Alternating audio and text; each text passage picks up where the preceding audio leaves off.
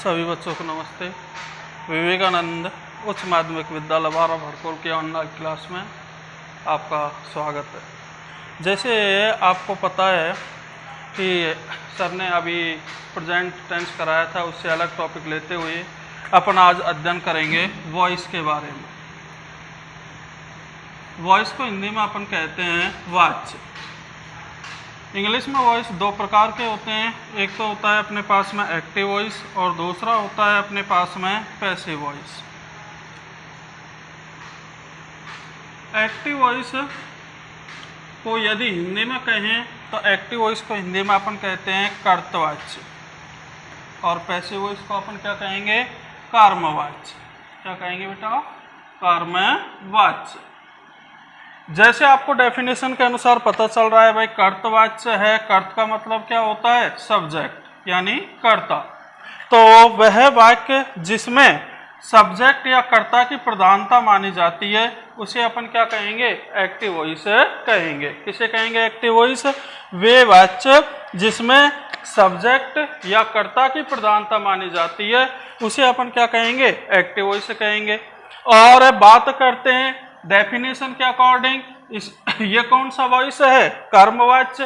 अर्थात वह वाक्य जिसमें कर्म की प्रधानता होती है उसे अपन क्या कहेंगे, पैसिव वॉइस यानी कर्मवाच्य कहते हैं। जैसे अपने पास में उदाहरण है, राम ईट्स ए मैंगो। तो इसमें अपन देखते हैं राम यहाँ पे क्या है, सब्जेक्ट। ईट्स यहाँ पे क्या है, वर्ब। और ए मैंगो अपने पास में क्या है, ऑब्जेक्ट। तो यहाँ पे Ram eats a mango Hindi में यदि अनुवाद करें तो राम आम खाता है। तो यहाँ पे जो प्रधानता मानी गई है, कार्य करने की जो शैली या प्रधानता की गई है वो किसके द्वारा की गई है, सब्जेक्ट के द्वारा। तो सब्जेक्ट के द्वारा की गई है तो यहाँ पे ये कौन सा वॉइस हो गया, एक्टिव वॉइस यानी कर्तवाच्य हो गया।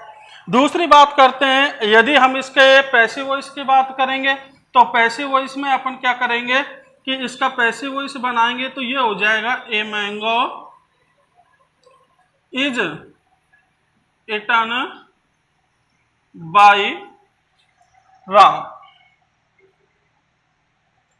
अब अपन बात करते हैं तो सबसे पहले देखें यहाँ पे जो प्रधानता है वो किसकी है, ए मैंगो की। और ए मैंगो यहाँ पे क्या है, ऑब्जेक्ट। ठीक है, ए मैंगो यहाँ पे क्या है, ऑब्जेक्ट है। तो जब ऑब्जेक्ट ए मैंगो है तो यहाँ पे प्रधानता किसकी मानी गई है, ऑब्जेक्ट यानी कर्म की। तो ये कौन सा वॉइस हो गया, पैसिव वॉइस यानी कर्मवाच्य हो गया। तो ये दोनों की डेफिनेशन हुई। वॉइस का आपको परिचय हुआ। वॉइस यानी वाच्य होता है। वॉइस दो प्रकार के हो गए, एक तो हो गया एक्टिव वॉइस और दूसरा हो गया पैसिव वॉइस। तो एक्टिव वॉइस को अपन हिंदी में कर्तवाच्य और पैसिव वॉइस कर्मवाच्य। वैसे इनके अनुवाद के आधार पर ही अपन को पता चल गया कि जिस प्रकार कर्तवाच्य में कर्त की प्रधानता होती है, कर्त का मतलब कर्ता, तो कर्ता की प्रधानता होती है वो एक्टिव वॉइस, और जहाँ पे कर्म की प्रधानता होती है वो पैसिव वॉइस। अब अपन आगे थोड़ा अध्ययन करेंगे तो सबसे पहले देखेंगे कि एक्टिव वॉइस से पैसिव वॉइस बनाने के नियम। तो एक्टिव वॉइस से पैसिव वॉइस बनाने के कुछ नियम से होते हैं और उन नियमों के आधार पर हम एक्टिव वॉइस से पैसिव वॉइस आरामदायक तरीके से चेंज कर सकते हैं। तो यानी सबसे पहले यदि हम फर्स्ट रूल की बात करें तो रूल नंबर फर्स्ट है आपके पास में कि एक्टिव वॉइस के सब्जेक्ट को, एक्टिव वॉइस के सब्जेक्ट को पैसिव वॉइस का अपन क्या बनाते हैं, ऑब्जेक्ट। एक्टिव वॉइस के सब्जेक्ट को पैसिव वॉइस का क्या बनाएंगे, ऑब्जेक्ट बनाएंगे। नियम नंबर 2 बात करते हैं तो रूल नंबर 2 कहता है कि पैसिव वॉइस एक्टिव वॉइस के ऑब्जेक्ट को पैसिव वॉइस का सब्जेक्ट बनाते हैं। और तीसरा नियम यदि बात करें तो तीसरा नियम है, पैसिव वॉइस बनाते समय हमेशा वर्ब की थर्ड फॉर्म का प्रयोग करते हैं। कौन सी फॉर्म लगेगी, हमेशा वर्ब की थर्ड फॉर्म का प्रयोग करेंगे। और नियम नंबर जो 4 है वो है कि पैसिव वॉइस में हमेशा अनइम्पोर्टेंट सब्जेक्ट को छोड़ करके, अनइम्पोर्टेंट सब्जेक्ट यानी अन्य महत्वपूर्ण कर्ता को छोड़ करके अन्य सभी के साथ में अपन किसका प्रयोग करते हैं, बाई सब्जेक्ट का प्रयोग करते हैं। तो यानी अपन को एक्टिव वॉइस से पैसिव वॉइस बनाने के 4 नियम है। फर्स्ट नियम है एक्टिव वॉइस के सब्जेक्ट को पैसिव वॉइस का क्या बनाएंगे, ऑब्जेक्ट बनाएंगे, और एक्टिव वॉइस के ऑब्जेक्ट को पैसिव वॉइस का सब्जेक्ट बनाते हैं। तीसरा नियम है पैसिव वॉइस बनाते समय हमेशा वर्ब की कौन सी फॉर्म लगेगी, थर्ड फॉर्म का प्रयोग करेंगे। और नियम नंबर 4 है कि केवल अनइम्पोर्टेंट सब्जेक्ट को छोड़ करके पैसिव वॉइस बनाते समय अपन बाई सब्जेक्ट्स का प्रयोग करते हैं।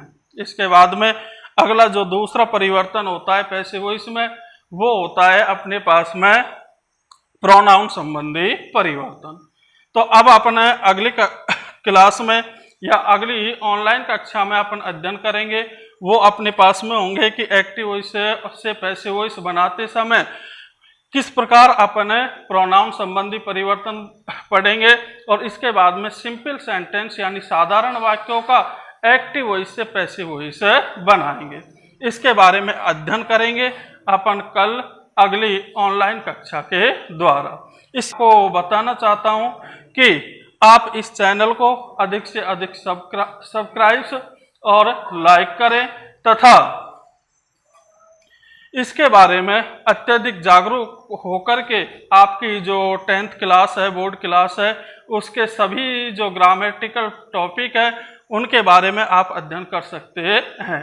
बिल्कुल आपको संक्षिप्त, अच्छी और सुलभ भाषा के द्वारा इस चैनल के माध्यम से 10वीं के जितने भी बोर्ड कक्षा के जितने भी ग्रामर टॉपिकल है उसके बारे में आपको अध्ययन किया जाएगा।